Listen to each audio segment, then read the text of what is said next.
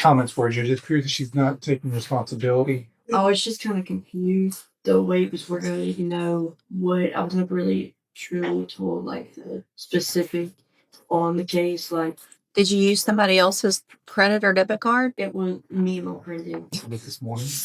I'm going to sentence you to determine. This defendant walked into the courtroom acting like nothing was her fault, even though she'd been caught using other people's credit cards and draining their accounts.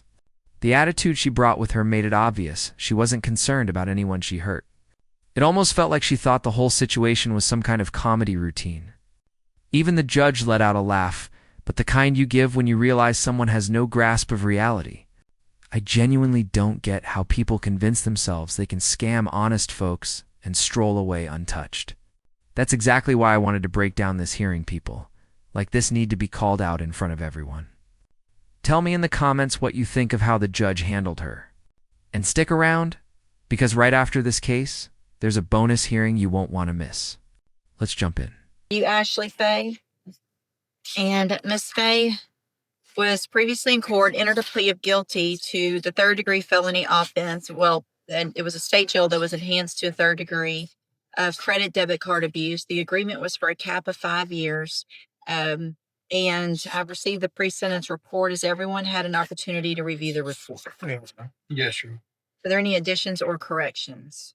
Just the comment as to what Ms. Pay's comments were. It appears that she's not taking responsibility.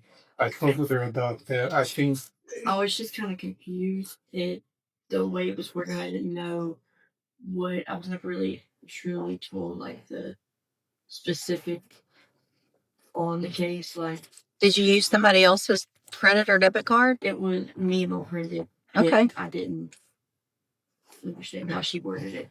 Oh. But yes, I did. Okay.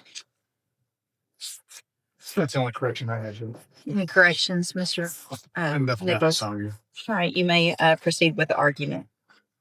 Yeah, Judge, I think looking at her criminal history, it doesn't scream that this is someone that deserves a chance on probation. That's what she's asking for, however.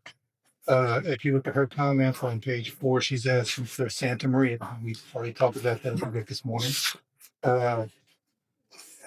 She's indicated to the probation officer that she doesn't have an issue with drugs. She wants to go to Santa Maria for, I think, kind of like a cognitive track there also.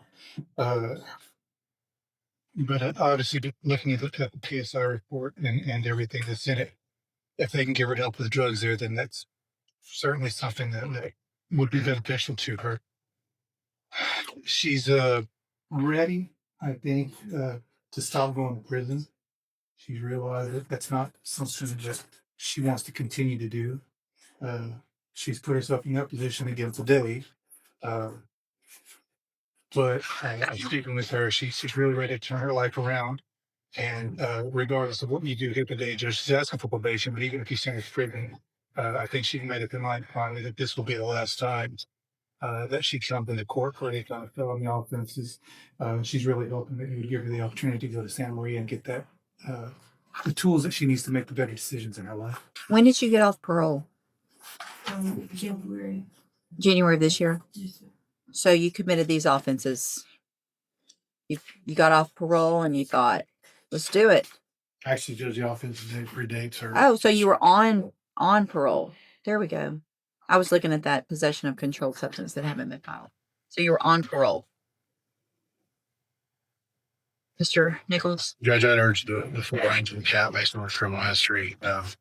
Question. In addition to the state jail priors that are listed in the indictment, there's also further information. Yeah, she got 7 years. That's the one she was on parole for. So you've been convicted of a burglary of a habitation, a theft of a firearm, previous theft, got probations on all of those, even at different times. It looks like you were on probation for the burglary and the theft of a firearm, and then someone, potentially me, I don't know whose court that was in, but here, left you on probation and gave you 2 probations on those new thefts, and then you violated all that after getting those, and now you're here. Okay. All right, Miss Faye, okay, I'm going to find that you entered your plea of guilty freely and voluntarily. Find sufficient evidence to find you guilty, and at this time find you guilty of credit or debit card abuse. Find those prior offenses, convictions true. Going to sentence you to a term of 5 years in the institutional division of the Texas Department of Corrections. You're lucky that you got the cap. Mr. Rojas did a good job. It's rare that you're going to get rewarded for more bad behavior. You already got a 7-year sentence. You probably should be getting worse than that instead of going down. So you will receive credit on that sentence for any time that you've been in custody that the law gives you the right to receive. I'm handing you the trial court certification. It shows this was an agreement that I followed. And so you've waived your right to appeal. If you have questions about the laws that make you ineligible to possess a firearm or ammunition, or about how long that lasts, you can talk with Mr. Rojas. Good luck to you, ma'am. You can go back with the bailiff. Thank you, Your Honor. Just like that. She's headed straight back to prison, and honestly, it couldn't be more fitting. When you take advantage of people who work hard for what they have, sympathy shouldn't even be part of the discussion. I've got to give this judge credit. She didn't sugarcoat a single thing. She laid down a 5-year sentence and sent her on her way without entertaining any excuses. That's exactly what needed to happen. Some people won't learn until they're sitting behind a cell door, and even then, who knows if it'll sink in. The way she talked, the way she smirked, could tell she wasn't bothered in the slightest by the damage she caused. Whether it's selfishness, desperation, or plain entitlement. People like her make life harder for everyone playing by the rules. And you'd be shocked how often this type of case pops up now. Folks steal because they think nothing will happen. And honestly, they're not entirely wrong. Tell me what you think, because I'm definitely seeing a trend here. Anyway, let's move on to the next hearing. The person in that one might actually be worse. All right, are you Reagan Howard? So it looks like probation's recommendation. Yeah, they kind of didn't. Well, why didn't you go to ISF? Why did you? You were given an opportunity. Yeah, you were given an opportunity to go to ISF, and you said, "No, I don't want to do that." Right? I was kind of scared and didn't know like what the courts was gonna tell me. And Well, I mean, ISF would be better than prison. yes, well, I know that, but I was just scared. I wanted to just buy me some time and actually do my probation, because I know I admit to all my wrongdoings. I wasn't ready to go to prison or ISF. But you know it's going to be one or the other. Yes, You're not going to not do all this and me go, okay, well, let's go right back out on probation. yes, You know it doesn't work like that. yes. Just tell me what's going on with you and Miss Bobo. I wouldn't say she picks, but it's a lot of picking going on with that officer. Do you think if you, from day one, were just following the rules, Yes, ma'am. that you probably wouldn't have that issue? Yes, ma'am. You know what I mean? Yes, ma'am. So, from what I can tell, from the time you got in there, you didn't follow the rules right. She got frustrated, and then it's all right. Well, I don't want to interrupt you. It's okay. She got frustrated probably pretty quick because her job is just to try to make you guys follow the rules. When you're not, then they're gonna pick because you're still not following the rules. Yes, ma'am. You know what I mean? So if you did that from the beginning, she wouldn't have been watching you more closely. She wouldn't have been worried maybe so much. But if you continue to break the rules, it's her job to enforce those rules. That's not picking, right? That's enforcing the rules. Just there to do her job. And I know there's a lot of females in there that don't have a stack of write-ups like this. They don't call officers bitches. You know? We're looking at 2 weeks ago. Bitch, you've been waiting all day to just write me up. That's after all these pages of the other incident reports. She probably is waiting to write you up because she knows you're not going to follow the rules. Okay? Mr. Smith? Yeah, just seemed like deja vu all over again. She has an issue with apparently cocaine, THC, and alcohol. She was offered a chance to take care of that, and she basically said, no, I'm not well. I don't want to go. I don't need help. Do you think you need help? With my depression, I don't think I have a drug problem. You don't? So you're on felony probation and you're using drugs, knowing it can send you to prison, and you don't think that's a problem? It's a problem. Okay. She was using THC up until the day before she was arrested. I think she's saying that now just so that she can. Thank you, Mr. Smith. So I don't disagree with Mr. Smith. Ms. Howard, you're on probation for something very serious, but you don't have a lot of criminal history. I mean, you're one of the ones that should be able to complete this. And You know, I don't doubt that. I mean, you've got people here. Not everybody has people sitting here in the courtroom when they come to court. Some people really are on their own, but you're not using that help through probation, through your family. And if you don't, you are going to end up in prison. Yeah. So here's what I'm going to do. And I don't want you to misunderstand anything I'm about to say, because this is your chance. And there's going to be a very important caveat to all of this. And that's going to include not getting in trouble. Talking about that in a minute. Going to find that you entered your pleas of true to count 1 through 9 and 11 through 13 freely and voluntarily. Find those counts true. Yes, ma'am. Find sufficient evidence to find you guilty and revoke your probation. I'm not going to do that today.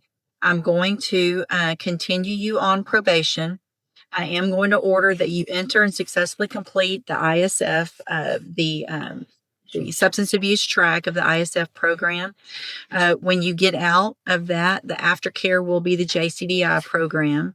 And you're going to be on zero tolerance. You will be required to wear a drug patch. If that drug patch comes positive, you're right back in here and you're looking to go to prison for up to 10 years. Just that simple.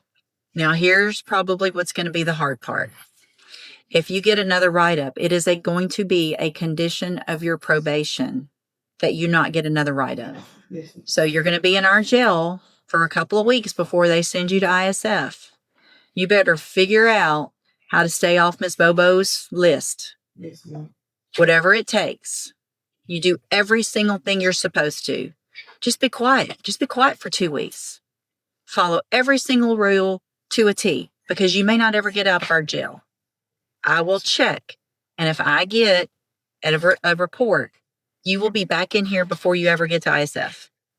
If you get to ISF and there's somebody that you think's picking on you and you get incident reports there, same thing. So it's time to figure out that at least while you're in custody, you got to do what everybody else says. When you're out of custody and you're not on a felony probation, then you get to follow your rules. Until then, you're on all of these rules. And it's not always you eat when they tell you to eat. You go to bed when they tell you to go to bed. You wear your jumpsuit the way they tell you to wear your jumpsuit. You don't talk when they tell you not to talk. You don't sit on a bunk when you're supposed to stand. All those things. It's like being treated like a kid, but that's what happens when you are on a felony probation. Does that make sense? Yes, ma'am.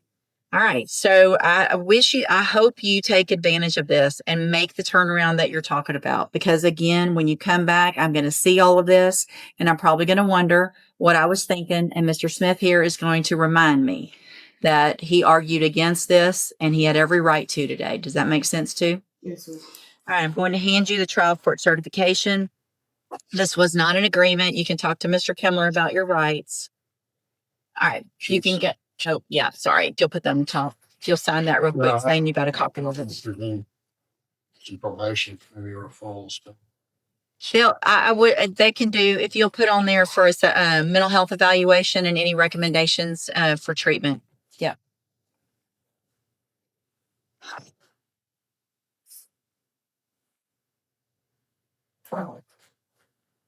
Thank you all for being here. Thank you. Thank you. Good luck to you. Judge handled that situation with real composure. I like her approach. She reminds me a bit of Judge Simpson, just with her own calm but firm style, even when someone's being rude and full of themselves. She manages to keep control without losing her cool or talking down to them. Not every judge can do that, especially when someone is being openly disrespectful. But of course, patience has its limits, and this defendant blew right through them. Some people are simply too far gone for kindness to reach. Even so, the judge still gave her another chance technically anyway. At least the defendant managed to be polite in the courtroom, which is sadly more than you get from some people these days.